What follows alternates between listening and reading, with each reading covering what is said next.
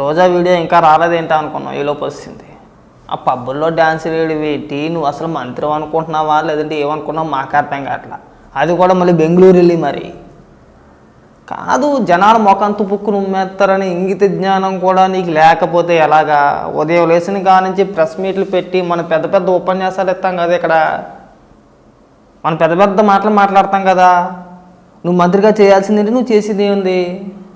మా దరిద్రం ఏంటంటే మీరు మంత్రులు అయిన తర్వాత, అంటే జగన్మోహన్ రెడ్డి అధికారంలోకి వచ్చిన తర్వాత కేవలం మంత్రులు అంటే బూతులు మాట్లాడడం, లేఖితనంగా వ్యవహరించడం అంటే ప్రవర్తించడం, లేదంటే కనుక మళ్ళాగా పబ్బుల్లోనే అట్లోని ఇట్లోని డ్యాన్స్ చేసుకోవడం.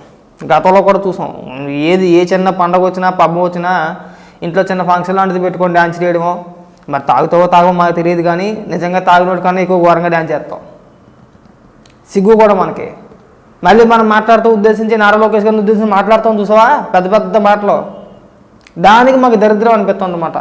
ఇలాంటి వీడియోలు చూసినప్పుడల్లా అనిపిస్తూ ఉంటుంది, వీళ్ళు నెలకు 4 లక్షలు 5 లక్షలు జీతాలు తీసుకుంటా ప్రజల సొమ్ము నుంచి వీళ్ళు చేసే పనులు ఏంట్రా అంటే చక్కగా రాష్ట్రంలో ఉన్న ప్రజలు ఎలా పోయినా పర్వాలేదు, మన శాఖ ఎలా పోయినా పర్వాలేదు, మన నెలలో శుభ్రంగా 4 లక్షలు 5 లక్షలు జీతం తీసుకుంటున్నాం మంత్రిగాను, ఎంజాయ్ చేయాలి, పబ్బులకి వెళ్ళాలి, డ్యాన్సులు వేయాలి, ప్రజాధనాన్ని అక్రమంగా దోచుకుని తినేయాలి.